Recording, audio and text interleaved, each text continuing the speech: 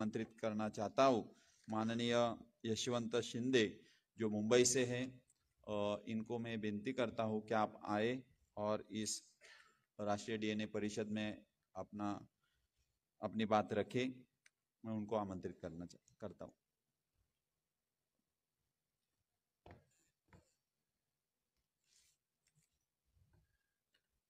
विश्व को अहिंसा का संदेश देने वाले गौतम बुद्ध जी और भारत रत्न डॉक्टर बाबा साहेब अम्बेडकर, इनका स्मरण करता हूं। मंच पर बैठे डॉक्टर विलास खरात जी और अन्य मान्यवर, साथ ही उपस्थित बंधु भगिनी, मैं वैसे एक संघ का स्वयंसेवक हूं और जम्मू कश्मीर में संघ का प्रचारक रहा हूं। 1995, 96 की 97 के दौरान की बात, 30 वर्ष हो गए लगभग। मैं इस मंच पर विलास जी ने बताया कि जो आज संघ का जो दहशतवादी रूप बना है उसको आप लोगों के सामने बताना है। वास्तव में संघ आज दहशतवादी रूप में बना हुआ है, आम जनता देख भी रही है, लेकिन मैं अंदरूनी कई बातें हैं वो बताना चाहता हूं। थोड़ी सी एक बात अभी जो नई चल रही है, जहां पर जम्मू कश्मीर में मैंने काफी समय काम किया, आज भी कुछ मात्रा में काम कर रहा हूं कई हिस्सों में देश भर के। राष्ट्रीय सुरक्षा कानून के तहत एक देशभक्त पर कार्रवाई की गई है, उनका नाम है सोनम वांगचुक। जो व्यक्ति चीनी घुसपैठी हुई है, हमारी जमीन कब्जा की हुई है, वो देश को आगाह करता है। भारत के सैनिकों के लिए नए नए तंत्र खोजता है, विद्यार्थियों के लिए नए नए पढ़ाई के माध्यम खोलता है। ऐसे देशभक्त को राष्ट्रीय सुरक्षा कानून के तहत यह सरकार जेल में डालती है। और कौन सी सरकार जो चीन को हमारी जमीन देता है, मणिपुर में महिलाओं के अत्याचार हो रहे, आंखें मूंद करती है, बम विस्फोट करती है देश में, ऐसे देशद्रोही नरेंद्र मोदी की सरकार देशभक्तों पर कानूनी कार्रवाई कर रही है। अब नरेंद्र मोदी जैसा एक महाभस्मासुर राक्षस इस देश में ऐसा ही नहीं पनपा है, उसके लिए 30, 35, 40 साल पीछे जाना पड़ेगा हमें। 1976-75 के दरमियान जो आपातकाल देश पर आया था, उस समय इंदिरा गांधी जी के विपक्ष में और अंदरूनी भी उनके पार्टी के जो उनके विरोधी थे, ऐसे उन्हें सभी ने मिलकर एक सत्ता बनाई। कुछ समय चली और फिर विभक्त हुई, सब अपने घर वापस चले गए। उस समय जनसंघ था जो राष्ट्रीय स्वयंसेवक संघ की एक राजनीतिक शाखा थी, परंतु जनमानस में आधार नहीं था। और जनसंघ के उस समय के एक प्रभावशाली नेता थे प्रोफेसर बलराज मधोक जी। वो होने के कारण अटल बिहारी वाजपेयी और आडवाणी की कुछ चलती नहीं थी। तो क्या किया जाए, तो जनसंघ को ही डुबोया जाए, नष्ट किया जाए और एक अलग राजनीतिक पार्टी खड़ी की जाए। और उस साजिश के तहत प्रोफेसर बलराज मधोक जी, इनकी राजनीतिक हत्या की गई और मुंबई में 1982 में जनसंघ को समाप्त करके भारतीय जनता पार्टी का निर्माण किया गया। 1984 के प्रथम लोकसभा चुनाव भारतीय जनता पार्टी के माध्यम से संघ की ओर से यानी भाजपा की ओर से लड़े गए। उसमें इतनी करारी हार जनता ने दी, सिर्फ 2 सीटें लगी संपूर्ण भारत में। और इतना वो बड़ा आघात लगा कि अटल बिहारी वाजपेयी तो राजीनामा देने की तैयारी में थे, परंतु कई लोगों ने वो सब ऐसे ही माहौल बनाया और राजीनामा देने को नहीं कहा। अब क्या किया जाए, जनता स्वीकार नहीं कर रही है, खुद का कोई कर्म है नहीं भाषण देने के अलावा, लोगों में कोई सेवा नहीं है, तो क्या किया जाए? तो उन्होंने अयोध्या का विषय निकाला और अयोध्या राम जन्मभूमि का विषय इतना भुना कि 1989 के जो चुनाव आए उसमें उनको 86 सीट लगी हाथ में। एकदम वो अवाक हो गए, अरे ये तो बहुत बड़ी लॉटरी है। फिर इसी विषय को बार बार चुनाव में भून के अटल बिहारी वाजपेयी को 3 बार प्रधानमंत्री बनाया। अब हर विषय बार बार तो नहीं चल सकता, 20-25 साल यह विषय चलाया, देश भर में दंगे किए, मुस्लिमों के विरोध में माहौल खड़ा किया, समाज में द्वेष फैलाया, दंगे करवाए, जम्मू कश्मीर में हो रहे अत्याचार हिंदुओं पर ऐसे देश भर में संदेश दिए। हम भी उस समय छोटे थे, वास्तव में 1990 के दरमियान, ज्यादा उम्र नहीं थी हमारी, हम भी उसी प्रभाव में थे। परंतु मैं मुंबई से बाहर गया दुनिया देखी संघ के माध्यम से, नहीं तो आज मैं भी एक अंधभक्त होता, जैसे आज अंधभक्त जगह जगह पर देश भर में है। मैं उस लेवल तक काम किया ऊपरी, तब मुझे पता चला कि वास्तव में क्या चल रहा है। अटल बिहारी वाजपेयी प्रधानमंत्री बनने के बाद उसने अणुविस्फोट किए, जरूरत नहीं थी, दुनिया को मालूम था हम अनुसंपन्न है, उसके बाद भी अणुविस्फोट इसलिए की कि देखो मैं कितना दमदार नेता हूं, प्रभावशाली नेता हूं। लेकिन तुरंत पाकिस्तान ने अणुविस्फोट किए और उन्होंने भी शक्ति प्रदर्शन किया। क्या मिला? उन्होंने आपने आंखें किसको दिखानी थी? पाकिस्तान को आंखें दिखानी थी, तो पाकिस्तान ने उल्टे आंखें आपको दिखाई। और उसके पश्चात माहौल इतना खराब हुआ कि पाकिस्तान तो डरा नहीं, ना कोई चीन डरा हमसे। कारगिल का युद्ध हमारे ऊपर थोपा गया। कारगिल का युद्ध 1998 में ही थोपा गया था। मैं स्वयं आरएसएस के केंद्रीय कार्यकारिणी अधिकारी जो बड़े प्रसिद्ध थे, सात्विक प्रवृत्ति के थे, माननीय श्रीकांत जोशी जी, मैं और जितने बम विस्फोट के षड्यंत्र रचे गए हैं उसमें से एक प्लानर षड्यंत्रकारी इंद्रेश कुमार, जो मेरे वरिष्ठ थे उस समय, हिमगिरी प्रांत प्रचारक थे, हम एक साथ थे। सितंबर 98 में ही हमारी बॉर्डर लगभग 250 किलोमीटर 20-25 किलोमीटर क्रॉस करके कब्जा में ली गई थी और 7-8 महीने के पश्चात ऑपरेशन विजय घोषित किया अटल बिहारी वाजपेयी ने। वो किस लिए? जैसे राम मंदिर का मुद्दा चुनाव जीतने के लिए किए थे कई लोकसभा, उसी तरह 1999 के लोकसभा चुनाव जीतने के लिए कारगिल युद्ध लड़ा गया। अब अंधाभक्त भारत में ही नहीं पाकिस्तान में भी है। नवाज शरीफ को वहां पर लोकसभा चुनाव अध्यक्ष चुनाव में जीत चाहिए थी और यहाँ पर अटल बिहारी वाजपेयी को लोकसभा में चुनाव जितने थे, तो इस साजिश से यह कारगिल युद्ध लड़ा गया और लगभग 3-3.5 महीने ये युद्ध लड़ा गया। और उस समय भी अमेरिके के दबाव से ही युद्ध रोका गया। और हमारी लड़ाई उस समय घुसपैठियों के साथ थी, ना सीधा पाकिस्तानियों के साथ। हमारी भूमि पर हम लड़ रहे थे, पाकिस्तान की भूमि पर हम नहीं लड़ रहे थे।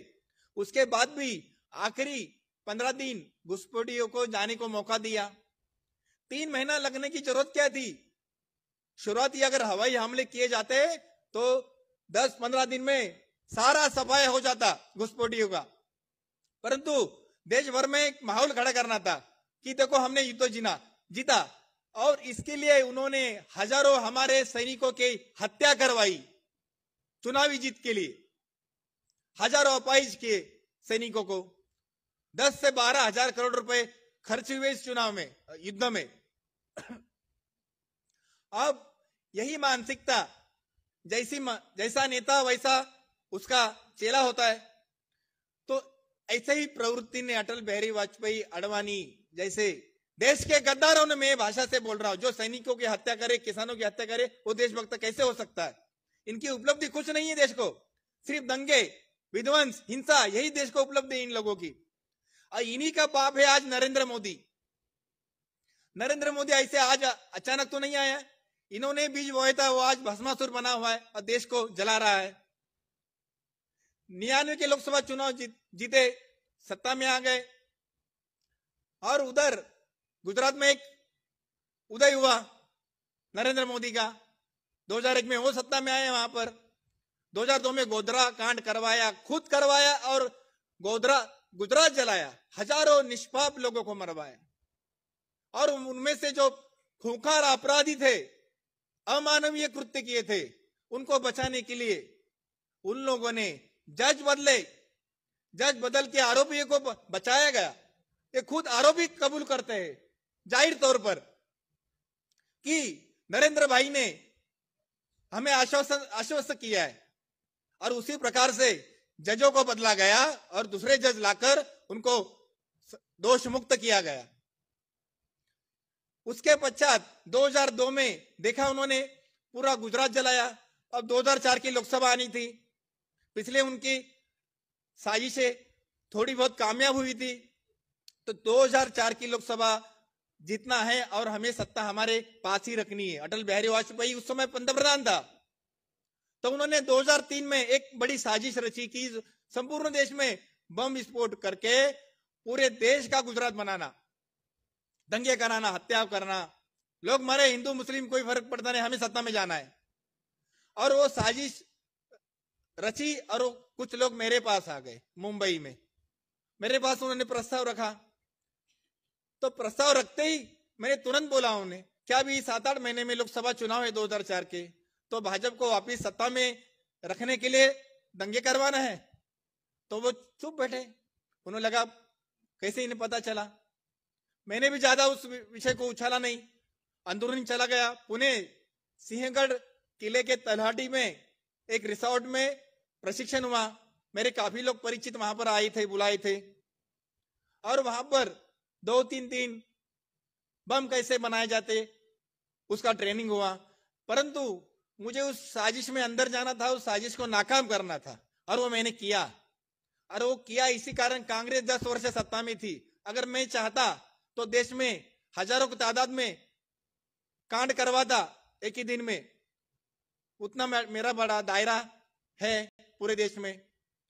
तो मैंने सारे देश भर में मैंने सतर्क किए बड़े काफी लोगों को। तपन जी घोष है, श्रीराम सेना का प्रवीण मुतालिक, तपन जी घोष के माध्यम से आसाम, जम्मू कश्मीर, दिल्ली, महाराष्ट्र, ऐसे कई प्रांतों के लोगों को सतर्क किया, और उनको भाजपा के लोग, विश्व हिंदू परिषद के लोग, बजरंग दल के लोग और आरएसएस के लोग, नेता लोग की साजिश क्या है कि दंगे करवाना है और भाजपा को सत्ता में भेजना है। इसके लिए इनके साजिश के बलि मत चढ़ो। कई लोगों ने मेरे पर विश्वास रखा और वो इस विषय में पड़े नहीं। इनका संपूर्ण देश में दंगे कराने का जो तय था वो मैंने ध्वस्त कर दिया। परंतु कुछ फिर क्या करे, अब कुछ न कुछ करना तो है। तो पूर्णा, जालना, परभनी, इन जगह पर बम ब्लास्ट किए। मालेगांव 2006, 2008 किए। मक्का मस्जिद, समझौता एक्सप्रेस, हैदराबाद, ऐसे जगह पर बम कांड किए। कई लोग उन्होंने मुस्लिम मारे। और औरंगाबाद की एक मस्जिद की रेकी की, वहां पर बम विस्फोट करना, इसलिए नांदेड़ में बनाते समय बम फटा और वहीं पर 2 लोग मारे गए और कुछ लोग घायल हो गए। उसके बाद खबर मिल गई कि यहाँ पर संघ के लोग हैं, तो तपास यंत्रणाओं के अधिकारियों ने आरोपी को बचाना काम किया। पुलिस ने तो फटाके फूटे इसलिए हादसा हुआ ऐसा बनाया। बाद में एटीएस आई, फिर इंक्वायरी हुई, फिर एटीएस के जरिए बम थे मिले, बम विस्फोटक सामग्री मिली। ऐसे फिर वो सिद्ध हुआ विश्व हिंदू परिषद संघ के लोग हैं। परंतु तपास यंत्रणाओं ने सारे लोगों को बचाने का ही काम किया। अब 2000 करकरे साहब आए, उस समय 1.5-2 साल चले गए। 2007, 2008, 2004 की लोकसभा तो इनको जीत नहीं सके, परंतु 2009 की लोकसभा आ गई। तो क्या किया जाए, तो उस समय करकरे साहब एटीएस के प्रमुख थे महाराष्ट्र के, और उन्होंने प्रज्ञा सिंह ठाकुर, वो साध्वी वगैरह कोई नहीं है, साध्वी का चोला ओढ़ा हुआ है, साध्वी का ये काम नहीं होता है। तो प्रज्ञा ठाकुर, पुरोहित, राकेश सावड़े, इन लोगों ने कुछ जो बम विस्फोट किए थे कई जगह पर मालेगांव में, तो हेमंत करकरे इन्होंने इनको हिरासत में लिया, वो पाए गए। वास्तव में ये जो पकड़े गए जो आरोपी है ये तो मोहरे है। मिलिंद परांडे, इंद्रेश कुमार जो टॉप में बैठे विश्व हिंदू परिषद और बजरंग दल में और आरएसएस में, ये लोग ब्रेन है, और भाजपा में कुछ बैठे हैं टॉप के लोग, और इनको सबको पनाह देने वाला है मोहन भागवत। मोहन भागवत एक ऐसा व्यक्ति है, काम किया है मैंने उसके साथ जब वो सरकारी हुआ था, 2000 की बात है, 25 साल हुई इस बात को। कायर, बड़बोल, मेरी उम्र अभी 60 के लगभग है, पहुंचा हूं, नजदीक आया हूं।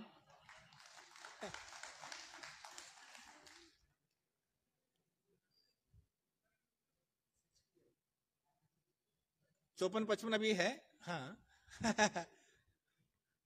60 के पास ही तो आया हूं। मैं उम्र को देखता नहीं ना, मैं अपना जन्मदिन भी मनाता नहीं हूं। क्या हम लोग पृथ्वी घूम रही है, दिन रात हो रहे हैं, हम दिन गिनते हैं और अपने जन्मदिन मनाते हैं। ये सब मन के खेल होते हैं, बस अब उसमें अब सब उलझ गए हैं। आज इसके घर में उसके घर में अब उसे वही चलता है, इसके जन्मदिन जा रहा हूँ, उसके जन्म, अब दूसरे काम ही नहीं कर सकता आदमी, इतने जन्मदिन हो गए, लोक संख्या बढ़ गई है, ठीक है। तो मोहन भागवत एक कायर, बड़बोल और भाजपा का दलाल आदमी है।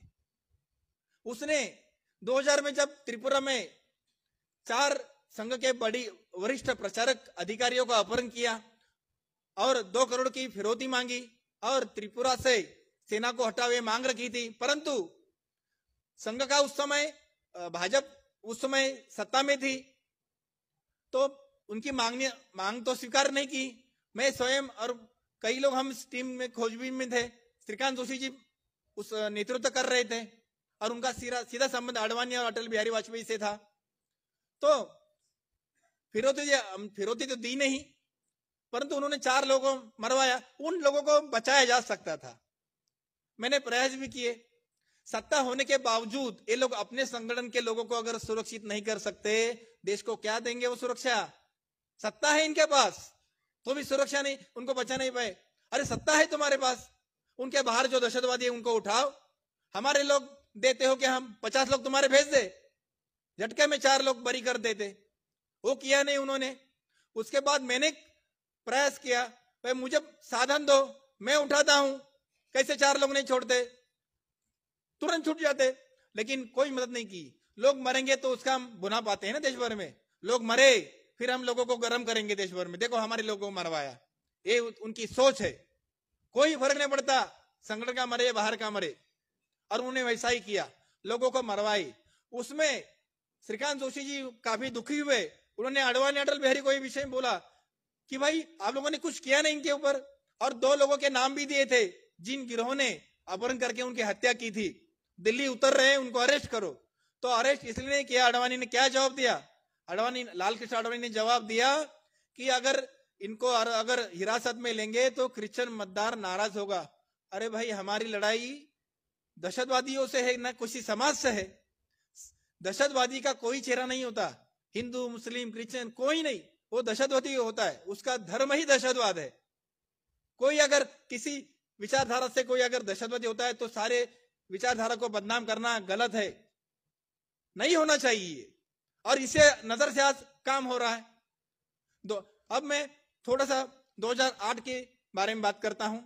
जब कसाब ने मुंबई पर हमला किया उस समय खबर दी गई थी, अमेरिकन गुप्तचर यंत्रणाओं ने यह जानकारी भारतीय आईबी को दी, प्रभाकर आलोक को खबर मिली, तो उसका दायित्व था कि Maharashtra police, ATS, Mumbai police, पश्चिम तटरक्षक प्रमुख नौसेना के उनको देनी चाहिए, बराबर, ताकि उसको समुद्र में दबोचा जा सकता था, परंतु कुछ किया गया नहीं, ये होने दिया। अब होने क्यों दिया? सिस्टम में बैठे लोगों ने, क्योंकि 2009 के लोकसभा थे, दहशतवादी हमला करेंगे तो माहौल खराब होगा, मुसलमानों पर आरोप लगाएंगे पाकिस्तान पर, उसका चुनाव में लाभ उठा सकते हैं, ऐसी उनकी साजिश थी। और मैंने थोड़ा सा उस पर एक काम किया था। मुंबई पुलिस के एक नौका विभाग होता है, मुंबई पुलिस का नौका विभाग है जो समुद्र में किनारों पे गश्त करता है। तो मैंने जानकारी प्राप्त की कि भाई जब कसाब मुंबई में वहां से प्रवेश किया तो उस समय आपकी नौका विभाग की टीम गश्त करने वाली कहां पर है। तो उन्होंने मुझे जवाब दिया कि हमें मालूम नहीं है, यानी आप लोग भी शामिल हो उसमें, ये पुख्ता सब प्रमाण है। 35-40 फोन कसाब के पास, उसके टीम के पास, वो कहां से आ रहा है, किस रास्ते से आ रहा है, कहां पर पहुंचा है, सारी जानकारी है। लेकिन ये होने दिया। कोई दहशतवादी किसी को मारने जा रहा है, वो हत्यारा है ही, लेकिन उसे करने देने वाला भी हत्यारा है। वो काम हमारे सिस्टम में बैठे गद्दारों ने किए, प्रभाकर, आलोक और कई उस कड़ी के लोगों ने। और इस माध्यम से उन्होंने हेमंत करकरे जी का काटा निकाला, क्योंकि अगर हेमंत करकरे जी को अगर नहीं मारेंगे तो हेमंत करकरे जी कुछ समय के बाद ही भाजपा के टॉप के लोगों को उठाने वाले थे। भाजपा में बैठे, आरएसएस में बैठे हैं। अगर वो उस समय उठा दे तो 2014 में भाजपा की सत्ता ही नहीं आती, सारी पोल खुलती और जो प्लानर है वो सब अंदर चले जाते। लेकिन 2008 में उनकी हत्या की गई, ताकि हत्यारों ने, जो आतंकवादी ने जो हत्याकांड किए, उसमें से उनके हत्यारों के गोलियां उनके शरीर में नहीं गई है, उन्होंने मारा है मुंबई पुलिस के किसी गद्दार ने। उस समय उनके शरीर की गोलियां इस्माइल और कसाब की है ही नहीं, उनका जो जैकेट था वो भी गायब किया गया है। और ये जो आलोक प्रभाकर को जो खबर मिली थी कि हमला होने वाला है, उज्जवल निकम ने ये कोर्ट में जब पेशी चलती थी आर्थर रोड मुंबई में इस विषय की केस, तो इस विषय को उछाला नहीं, इनकी इंक्वायरी की नहीं। उज्जवल निकम ने भी गद्दारी की देश से, सिर्फ कसाब पाकिस्तान करके फोकस करके सारे विषय को दबाया गया। लेकिन इसको वो भुना नहीं पाए और 2009 की लोकसभा भी इनके हाथ से निकल गई। अब 2014 के तक 4-5 साल क्या किया जाए, फिर उन्होंने अब नया पैंतरा निकाला। क्या? अन्ना हजारे को सुपारी दी उन्होंने। अन्ना हजारे यह भाजपा संघ की सुपारी लेकर काम कर रहा था। 2014 की भाजपा को सत्ता आने में 95% योगदान अन्ना हजारे का है भ्रष्टाचार के ऊपर।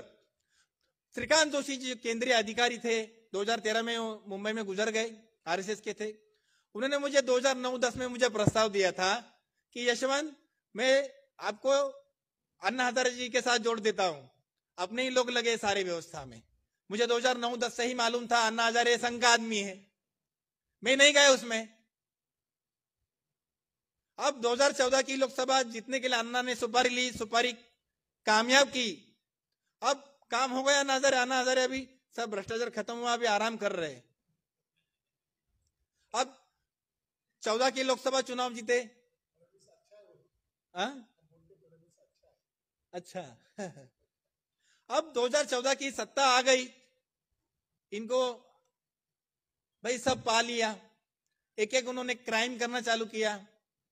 फिर 2019 के चुनाव थे, कुछ ना कुछ तो घटना चाहिए, चुनाव जीतने हैं तो क्या करे, सब प्रभुत्व स्वभाव है ना, आतंक किए बगैर रह नहीं सकता।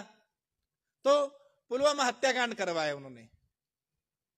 और मुझे मेरा दिल कह रहा था उसके पहले, चुनाव के पहले, कि ये लोग कुछ कर सकते, ताकि मैंने 3-4 चुनाव खुद देखे हैं ना, 1990 के लगभग, फिर 95, 96, 99, 2003, ये मैंने नजदीक से देखे कि ये लोग हत्याकांड, द्वेष, दंगे के बगैर कुछ सत्ता में जा ही नहीं सकते। तो उन्होंने पुलवामा सैनिक हत्याकांड करवाया। उस समय गुप्तचर यंत्रणाओं ने खबर दी थी, जहां पर हत्याकांड होने वाला था, दहशतवादी करने वाले थे, वहां पर जनवरी 2-3 तारीख से फरवरी की 13 तारीख रात तक, यानी 14 फरवरी को हमला हुआ सेना के काफिलों पर। तो 10-12 बार खबरें दी गई थी हत्याकांड होने वाला है, लेकिन पकड़ा नहीं गया। उसके पहले 4 महीने पहले से सेना ने 5 हवाई जहाज मांगे थे इन लोगों से, लेकिन किसी भी हालत में 5 जहाज उनको दिए नहीं गए। क्यों नहीं भाई दिए हवाई जहाज? वो तड़ीपार अमित शाह वायुसेना का हवाई जहाज लेके घूमता है, और जो देश के लिए खून बहाता है उनको आप रास्ते से भेज रहे हो।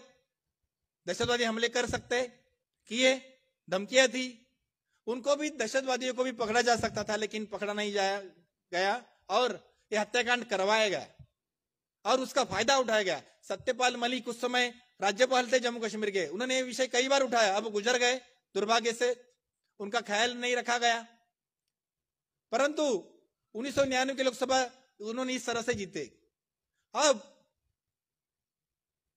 माहौल ऐसा बनता गया, सत्ता में आ गए, क्या किया जाए, बम विस्फोट करके अब देश विदेश में नाम खराब होगा, तो उन्होंने थोड़ी सी पॉलिसी बदल दी, द्वेष के विषय निकालो जिससे माहौल खराब होने।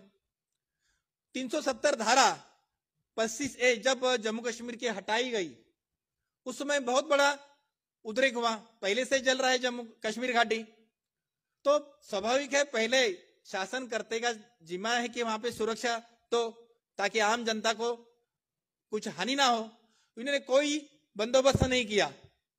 हत्याकांड, उन्होंने वहां के मुस्लिम छोड़ जो हिंदू थे उनको मारना चालू किया। आतंकवादियों ने, मैं मुसलमानों ने नहीं मारा बोल रहा हूं, मैं आतंकवादियों ने मारा बोल रहा हूं, मैं आतंकवादियों ने मारना चालू किया। वहां के हिंदुओं ने आक्रोश किया कि हमें सुरक्षित दो, तो भी गृह होम डिपार्टमेंट चुप, कुछ नहीं, वापिस हत्याकांड चालू किए। और उस दौरान हत्याकांड शुरू था और मोहन भागवत ने बड़े, उसको तो बड़े शौक है ऐसे विषयों में बात करने की, उसने तुरंत पत्रकार परिषद ली और क्या बोला उसने कि अब हम 1999 में जो लाखों हिंदू यहां से जो दहशतवाद के कारण विस्थापित हुए हैं उनको सम्मान के साथ कश्मीर घाटी में विस्थापित करेंगे। क्यों भाई, क्यों बोला तुमने? तुम्हारा जॉब है क्या? ये सरकार का जॉब है, सरकार देखिए क्या करना, कैसे करना है, कब करना है, कहां करना है कश्मीर घाटी में। तुमने बोलने की जरूरत नहीं थी। उसने जलते आग में तेल डाल दिया और उन्होंने दहशतवादी कृत्य और बढ़े। फिर कोई आक्रोश करने के बाद भी सत्ता ने कोई सहायता नहीं दी, हजारों के तादाद में लोग वहां से जो बचे कुचे थे वो विस्थापित होने लगे। अब ये खबरें चालू हो गई, कश्मीर घाटी में हिंदू मारे जा रहे हैं, हजारों लोग पलायन कर रहे हैं, अरे ये कैसे हो रहा है? तो आप संगठन के दायरे के लोग ही उनको पूछने लगे, नाम बदनाम होने लगा मोहन भागवत का और नरेंद्र मोदी का। तो उन्होंने क्या किया, अपना नाम खराब हो रहा है, लोग पूछ रहे, मीडिया में खबरें जा रही है, आ रही है, तो इस खबर को कैसे दबाया जाए। तो उन्होंने क्या किया, उस समय की राष्ट्रीय महिला प्रवक्ता भाजपा की नुपुर शर्मा, उसको आगे किया और प्रेषित मोहम्मद साहब के बारे में अभद्र टिप्पणी करने को कहा।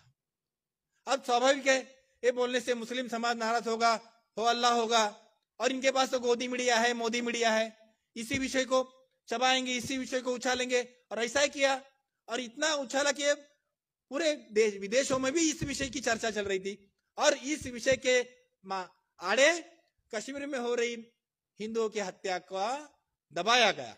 आज लोग खुद जो हिंदू की बात कर रहे हैं वो भी भूल गए होंगे, जो अंधभक्त उनकी बात कर रहा हूं मैं, जो समर्थन करते हैं नरेंद्र मोदी का, वो खुद भूल गए वहां पर क्या हो रहा है। आज भी वो सड़क पर है, मारे गए, कोई सहायता नहीं।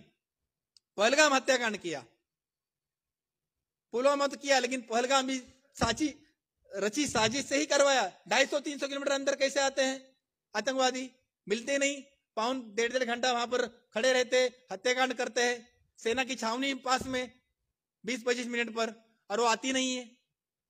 खुद सेना के लोग बोलते हैं कि दहशतवादियों को भारत में घुसने के लिए पेट्रोलिंग को हमको हटाया जाता है और आतंकवादियों को भारत में प्रवेश दिया जाता है।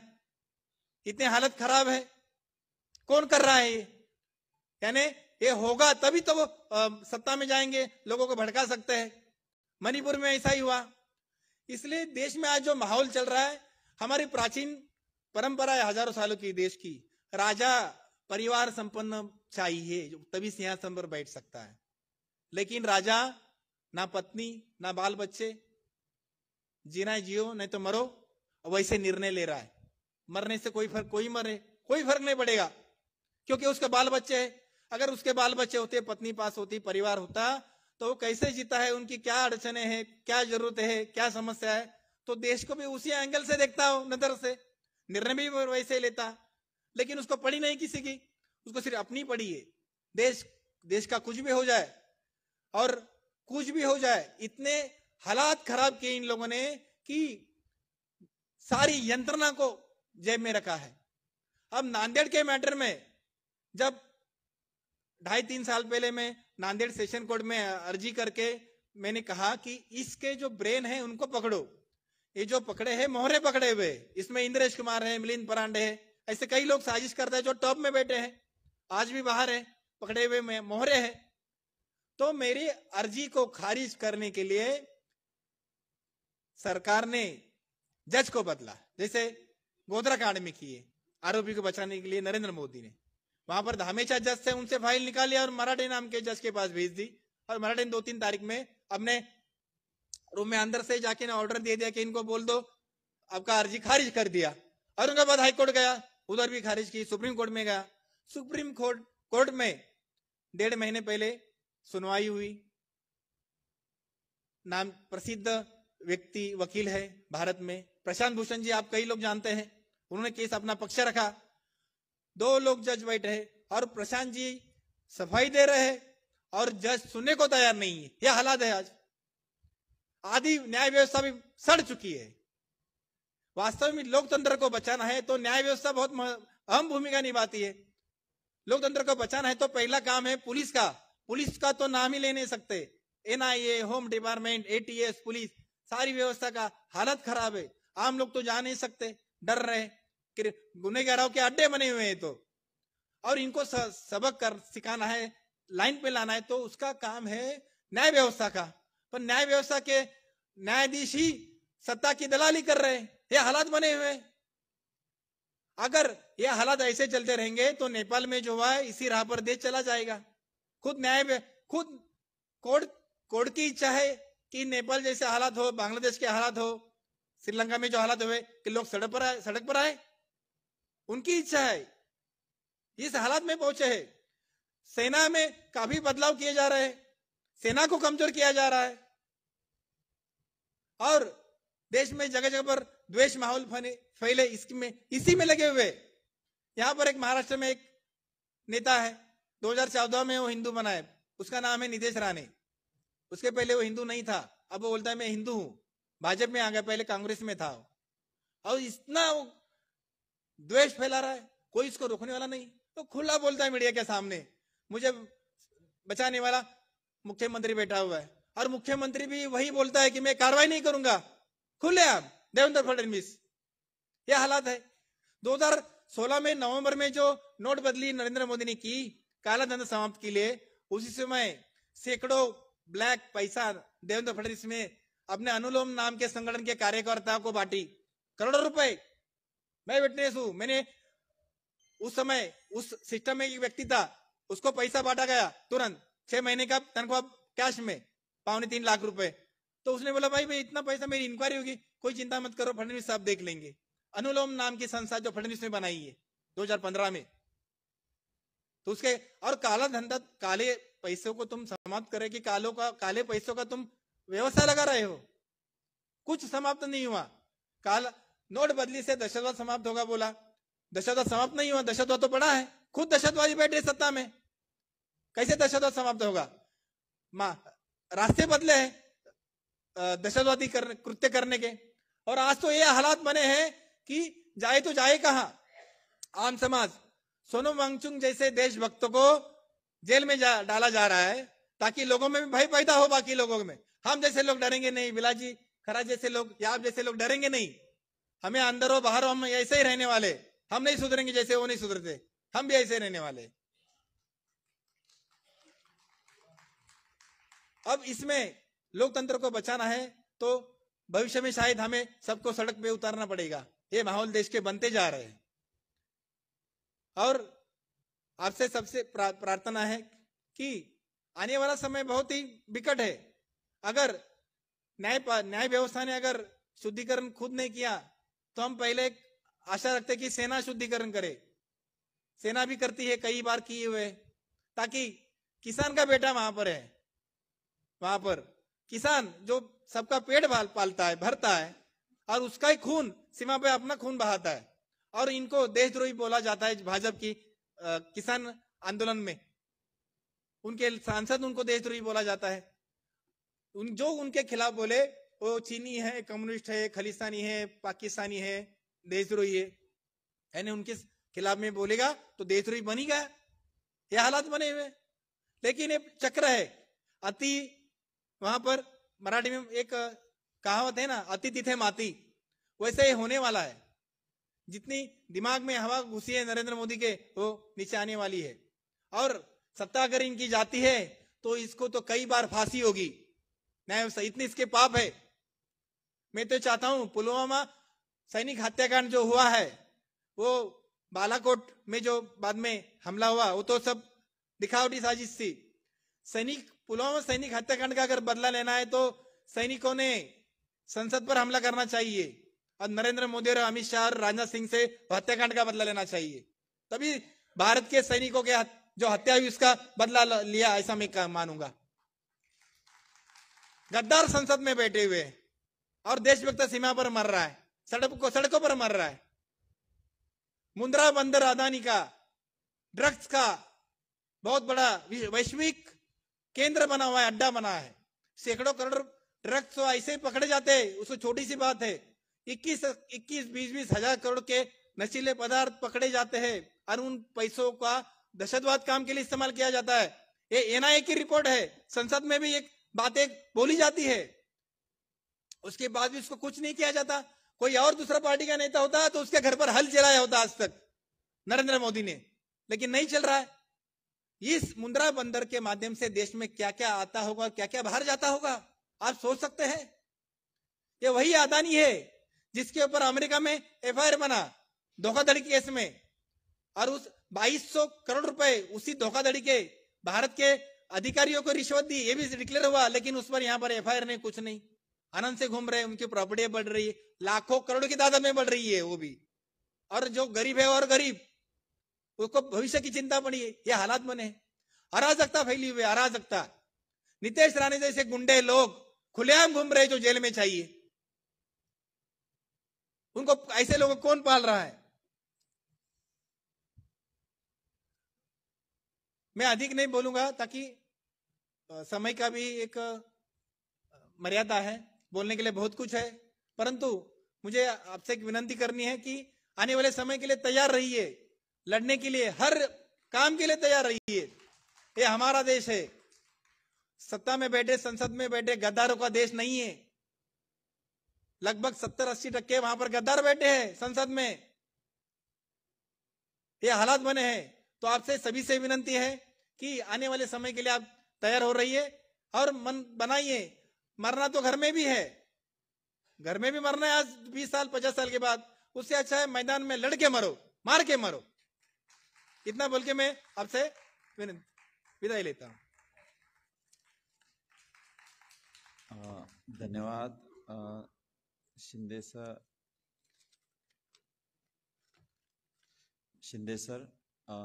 सर ने बहुत ही महत्वपूर्ण जानकारी अपने सामने रखी है, और जो सच्चा राष्ट्रभक्त होता है वो जो बातें सोचता है वो बातें हमें शिंदे सर के स्पीच में देखने को मिली। शिंदे सर अब सही तरीके से सही राह पर है, ऐसा हम कह सकते हैं, और उनको हम सैल्यूट करते हैं कि वो इतनी बातें, महत्वपूर्ण बातें, जो इन्फॉर्मेशन है वो खुले मंच पर सबसे साझा कर रहे हैं। और ऐसे रियल देशभक्त जो आज है, इसमें हम कह सकते हैं कि आने वाले दिनों में ये जन जागृति बढ़ेगी और सच्ची निष्ठा वाले लोग समाज में सही दिशा देंगे। तो मैं अगली कड़ी में मैं निमंत्रित करता हूँ माननीय डॉक्टर विलास खराज सर को, और वो आए और अपनी बात रखे और हमें मार्गदर्शन करे। साथियों, लगभग 8:45 हो गए हैं, और कल कानपुर देहात में लगभग 1 लाख लोग बुद्ध धम्म की दीक्षा लेने वाले हैं, और मुझे कानपुर में पहुंचना है।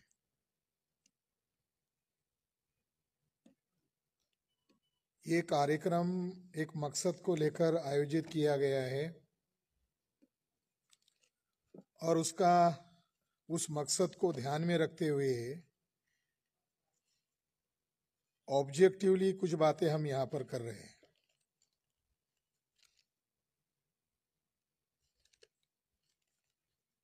आरएसएस को 100 साल पूरे हो गए हैं, तो आरएसएस एक संस्था है, उसको संविधान के दायरे में रहकर काम करना चाहिए, ऐसा संविधान उसको अधिकार देता है। मगर आरएसएस ने संविधान को ही दायरे में रख लिया और एक प्रधानमंत्री के मुंह से लाल किले से ये घोषित किया कि आरएसएस एक बहुत बड़ी संस्था है, एनजीओ है। मगर किसी लोगों ने नरेंद्र मोदी को घेर कर नहीं पूछा एनजीओ है तो उसका कई रिकॉर्ड है क्या?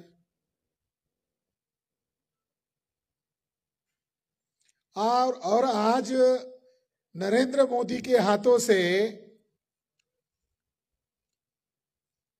एक सिक्का प्रकाशित किया और एक डाक टिकट प्रकाशित किया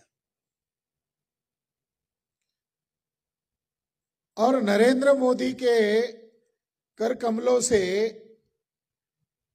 वो प्रकाशित किया गया और नरेंद्र मोदी ने आरएसएस की इतनी तारीफ की।